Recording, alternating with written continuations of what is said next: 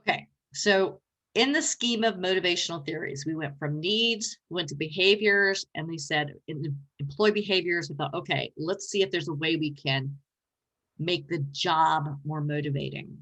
Have you ever been in a job that just sucked? That it doesn't matter what sort of goals they were setting, you just could not get motivated to do that job. It was just so dang boring. Yes. Yeah, you weren't the only person who's done that. And that's when researchers began to talk about job design models. And these theories look at what organizations can do. Hold on a minute. To make the jobs more motivating. Okay, so the first one that came up with Hertzberg's two-factor needs, kind of throwing a whole bunch of things in there, okay, saying that we have hygiene needs and such as supervision, hygiene's, which has nothing, it's one of those bad words, right? This just developed. Hygiene has to do with supervision, coworkers, they're sort of like they're related to dissatisfaction. So you can dislike your coworkers, the policies, the salary, et cetera, et cetera. That leads to your dissatisfaction. There's motivator needs, such as responsibility, achievement, recognition, growth on the job, all of these things that are important. He said, so what you want to do is when you're designing a job, according to Hertzberg, you want to make sure people have lots of responsibility and lots of interesting work and lots of growth in the jobs, and that will lead to more motivation. And you want to not have problems with supervision and coworkers and pay, because that's going to lead to dissatisfaction. Please note, motivation and satisfaction are very much related, but they're different, but they're related. Okay, so there's this. All right, just going to say, research does not support this. They have bad measures, it's blah, blah, blah. But the good news about this is that Hertzberg changed the way we think about it. He changed the way we think about jobs and job designs and how it motivate people. So it changed research. It had a huge effect on the research because it changed the way we think about it, but it's not that great of a model. And here's the crazy thing. Frequently, the first theory that makes a big contribution, a big splash, a new way of thinking about something is not the one that ultimately ends up to be the good one. Okay, now, the one that ultimately turns out to be the good one is, oh, good heavens, looks like crap, at least on my end. The job characteristics model from Hackman and Oldham. This one is the one that does. Okay, so let me explain this. And it's in the book, but I like explaining it because it's more fun that way. Okay, so according to Hackman and Oldham, there are five core job dimensions. And if you want a motivating job, if you want to design a job that's motivating, you have these 5 things. You have a job that has a lot of skill variety on it, so that you're not just doing the same thing every time. Think about being a grad student. I'm sure there's lots of different skill things you have to do: read, talk, write, critically think. All that makes it very motivating to be in grad school. It's really cool to be here. Task identity for how much is a task related to you. Task identity. How much is, trying to think about this with automobiles. Okay, if you just put the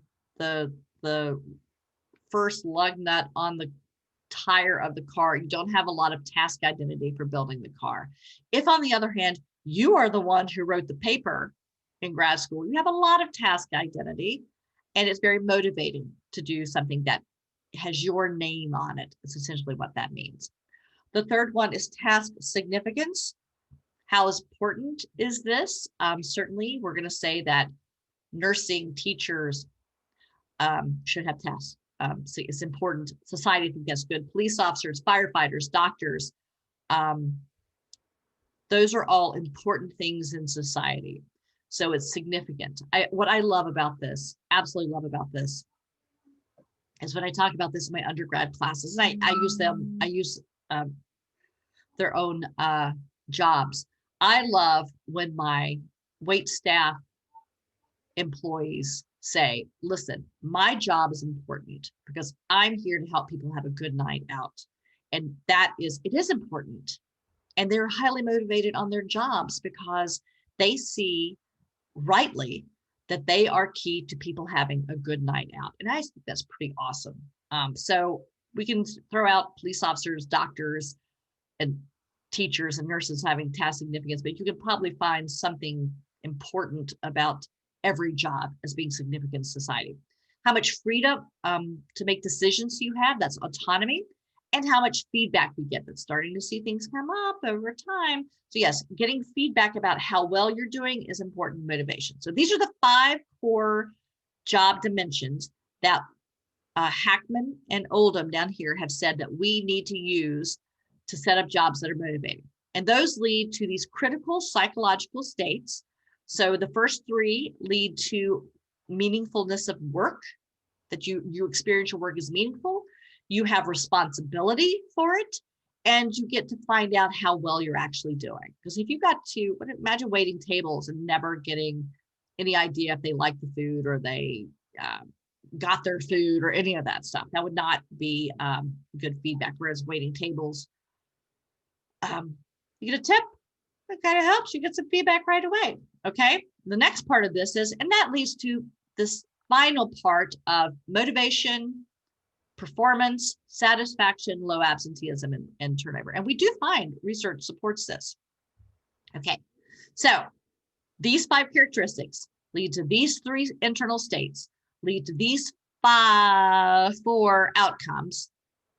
But there's a big but in this model. Okay. That's a joke.